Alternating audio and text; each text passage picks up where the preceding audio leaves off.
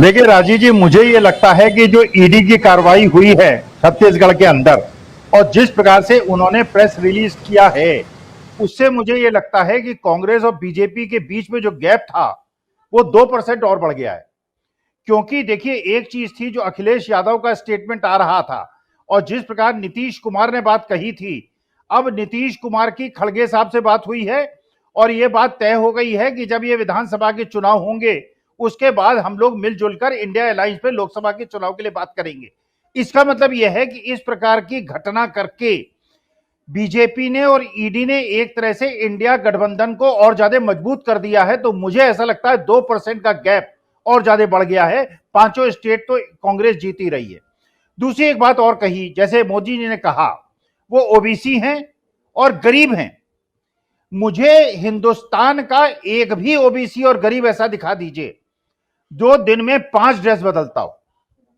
देखिए, ये तो राजीव जी बुरा मानने की बात नहीं है, मैं कोई वो नहीं कह रहा हूं, लेकिन नॉर्मली पुरुष जो है वो 5 ड्रेस नहीं बदलते, महिलाएं बदलती हैं, लेकिन महिलाएं भी 5 ड्रेस नहीं बदलती, वो भी 2-3 ड्रेस बदलती हैं। 5 ड्रेस बदलना कौन सा ओबीसी करता है और कौन सा गरीब आदमी करता है। दूसरी बात, ओबीसी हैं, मान लिया कि मोदी जी ओबीसी हैं, वैसे वो घाची कम्युनिटी के हैं गुजरात के, और जब वो मुख्यमंत्री थे उन्होंने इसको जो फॉरवर्ड क्लास थी उसको ओबीसी में ले आए थे। खैर वो अलग मुद्दा है। अगर मोदी जी चाहते हैं तो कृपा करके मेरा निवेदन है उनसे 3 डाटा सबके सामने, देश के सामने ले आए।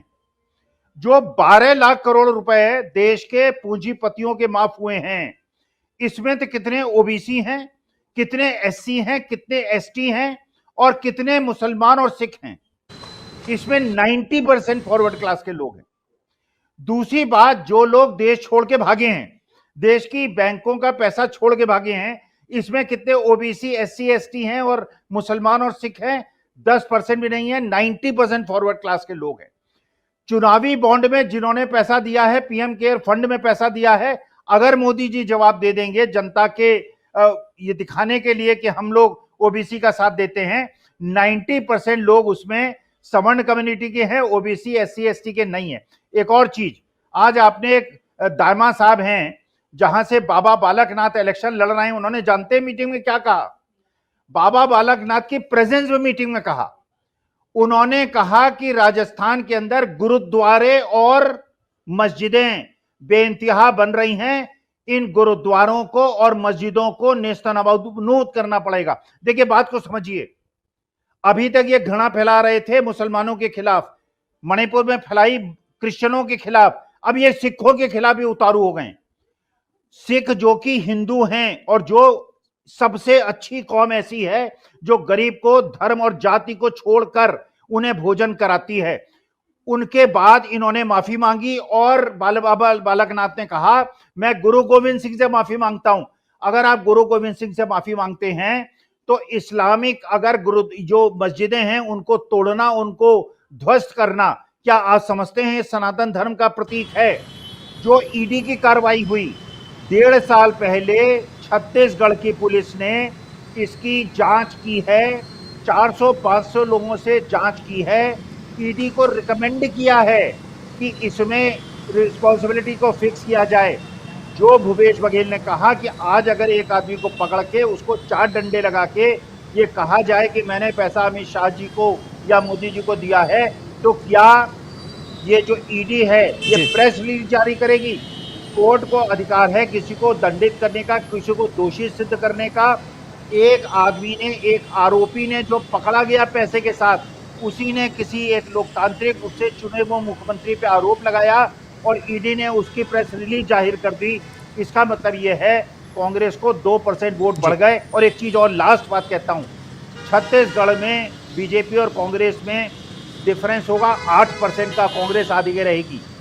मध्य प्रदेश के अंदर 5% का रहेगा, राजस्थान के अंदर 4% का रहेगा, तेलंगाना और मिजोरम में बीजेपी का नामो निशान मिट जाएगा। ये बात आप लिख के रखिए, 3 दिसंबर को डिस्कस करेंगे।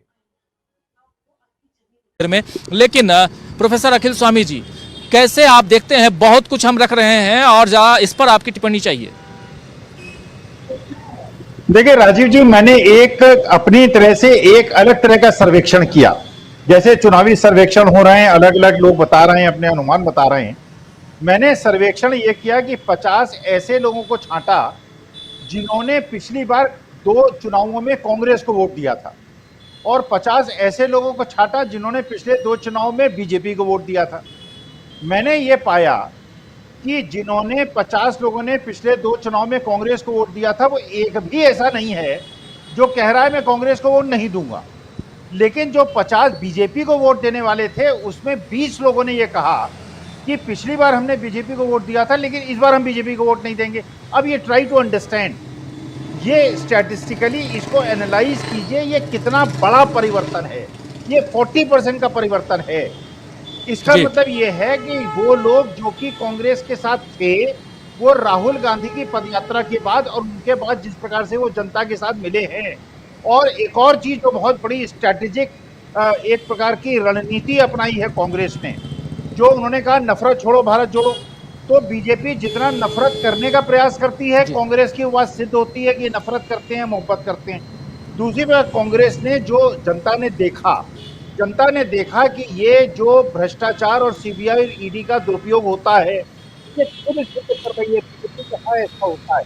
और तीसरी चीज जो सबसे बड़ा फायदा इस समय कांग्रेस को हो रहा है, जो विपक्षी दलों में बिखराव हो रहा था, अखिलेश यादव, नीतीश कुमार अलग अलग तरह की बातें करने का एक अलग अलग मैसेज दे रहे थे, लेकिन जब ये घटनाएं हुई और खड़गे साहब ने नीतीश कुमार से बात की और अखिलेश यादव ने भी अपना सुर बदला, नीतीश कुमार ने भी अपना सुर बदला, क्योंकि पूरे हिंदुस्तान के अंदर जो अपोजिशन पार्टीज हैं, चाहे वो क्षेत्रीय दल हो चाहे वो कांग्रेस हो, उनको ये समझ में आ गया है कि यहाँ पे सिद्धांत नहीं चलेंगे।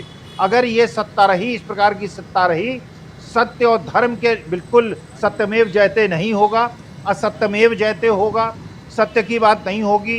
किसी आरोपी के द्वारा लगाए गए आरोप पे ही एक प्रेस रिलीज बाहर आ जाएगा और ये कहा जाएगा कि वो आरोपी है, जबकि ये अधिकार केवल जजेस का होता है, कोर्ट्स का होता है। तो मुझे ऐसा लगता है कि इन्होंने जितनी अपोजिशन पार्टीज हैं उनको एकजुट कर दिया है, और जो राजस्थान की घटना है राजीव जी, उसे कम मत आगिएगा जो दाइमा साहब ने वहाँ पे स्टेटमेंट दिया है। सारे अल्पसंख्यकों को एक एक करके ये सबको काटेंगे, हम जैसे सनातनियों को काटेंगे, आर्य समाजियों को काटेंगे, देश को प्यार करने वाले लोगों को काटेंगे। ये केवल 20% देश को तोड़ने वाले लोग, बाकी 80% जनता को तोड़ने वाले ये प्रयास करेंगे, और हम सब ये प्रयास करेंगे कि देश एकजुट रहे, पूरे 100% लोग एक साथ रहें, कोई धर्म और जाति का विद्वेष ना हो। इस बात की लड़ाई है, और ये लड़ाई हम लोग राजीव जी जीत के दिखाएंगे।